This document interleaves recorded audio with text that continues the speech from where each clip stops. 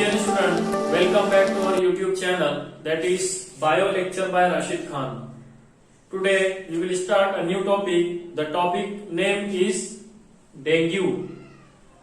इंसानी सेहत और बीमारियां. इस सबक के अंदर जो डिसीज नंबर 9 है वो है डेंगू नाम की बीमारी, जो हमारे सिलेबस में 12th बायोलॉजी के चैप्टर नंबर 10 के अंदर इंसानी सेहत और बीमारियों के अंदर दी हुई है.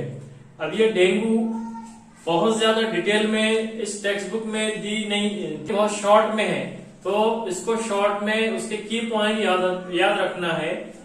तो इस वीडियो को, इस टॉपिक को शुरू करने से पहले मैं आप तमाम से रिक्वेस्ट करना चाहूंगा कि जिन लोगों ने अभी हमारा चैनल सब्सक्राइब नहीं किए तो वो चैनल को सब्सक्राइब कीजिए, ज्यादा से ज्यादा स्टूडेंट तक उसको शेयर कीजिए. तो डेंगू ये एक मॉस्किटो बॉर्न डिसीज है. डेंगू की बीमारी वेक्टर बॉर्न डिसीज है. मतलब यहाँ पे कोई वेक्टर रहेगा जो इस बीमारी को फैलाने का जरिया बनेगा.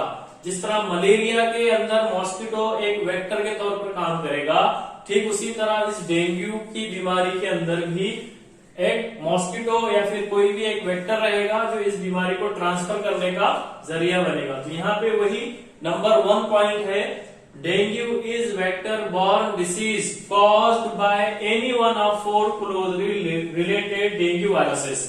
अब यहाँ पे जो क्लोजली रिलेटेड डेंगू वायरसेस है उसके जरिए से ये डेंगू की बीमारी होगी जो वेक्टर बॉर्न रहेगी.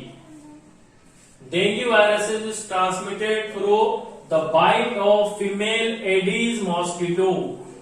अब जिस तरह हमने मलेरिया देखे है कि मलेरिया जो फैलता है वो फीमेल एनाफिलस मॉस्किटो के जरिए से फैलता है, तो ठीक उसी तरह जो डेंगू है, ये डेंगू भी एक मॉस्किटो का नाम है, उस मच्छर का नाम है, वो है फीमेल एडिस मॉस्किटो या फिर एडिस उसका नाम है.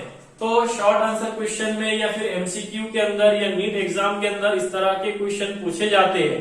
तो इस तरह के क्वेश्चन आपको याद रखना है कि जो डेंगू की बीमारी है वो बीमारी एक फीमेल मॉस्किटो जिसका नाम एडिस है उस मॉस्किटो के जरिए से वो फैलती है. ठीक इसी तरह the mosquito take up the dengue virus. अब मॉस्किटो किस तरह से फैलाएगा, किस तरह से स्प्रेड करेगा डिसीज को. The mosquito take up the dengue virus when it sucks blood of person suffering from dengue.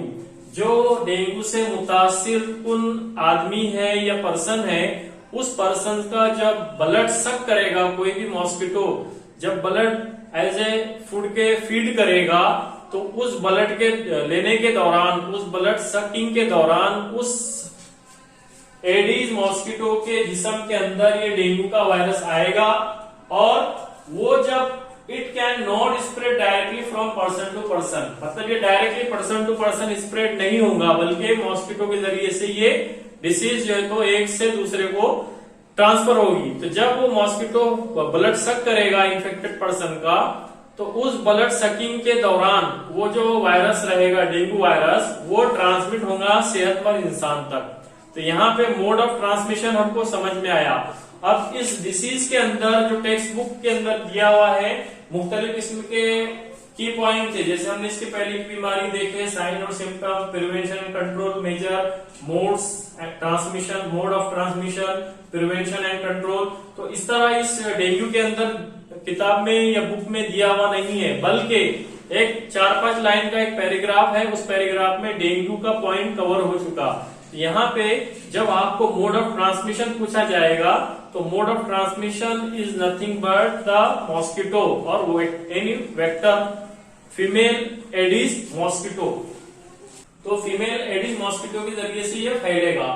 ये डायरेक्टली पर्सन टू पर्सन नहीं फैलेगा, बल्कि एक मॉस्किटो के जरिए से फैलेगा. ठीक इसी तरह अगर आपको पूछा जाएगा कि प्रिवेंशन एंड कंट्रोल मेजर, तो हमें पता है कि जो मोड्स ऑफ ट्रांसमिशन है उसको अवॉइड करेंगे हम, तो वो प्रिवेंशन और कंट्रोल मेजर उसके बन जाएंगे.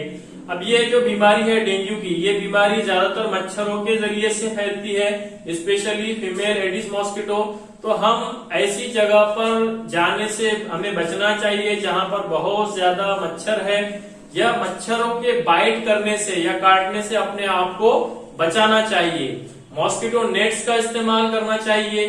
ठीक इसी तरह मॉस्किटो रिपेलेंट्स स्प्रे है, मुख्तलिफ किस्म के जो रिपेलेंट अवेलेबल है मार्केट में उसका हमें इस्तेमाल करना चाहिए।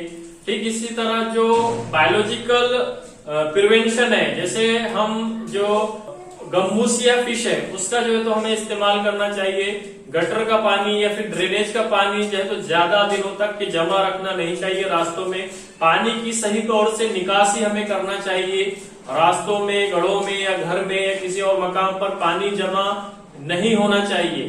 तो ये तमाम चीजें प्रिवेंशन रहेगी किसकी, डेंगू की। और बहुत सारी जो मॉस्किटो बॉर्न डिसीज है या वेक्टर बॉर्न डिसीज है उससे हम प्रिवेंट कर सकते हैं, उससे हम अपने आप को महफूज रख सकते हैं। तो ये तमाम जो है तो प्रिवेंशन एंड कंट्रोल मेजर है इस बीमारी से और दूसरी बीमारियों से बचने के लिए। तो यहाँ पे हमारा जो टॉपिक है डेंगू ये कंप्लीट होता है। इस टॉपिक को बहुत शॉर्ट में दिया हुआ है टेक्स्ट बुक के अंदर। अब उसके बाद जो नेक्स्ट डिसीज है, डिसीज नंबर 10, वो है कैंसर। तो कैंसर को हम अगले वीडियोस में हम देखेंगे।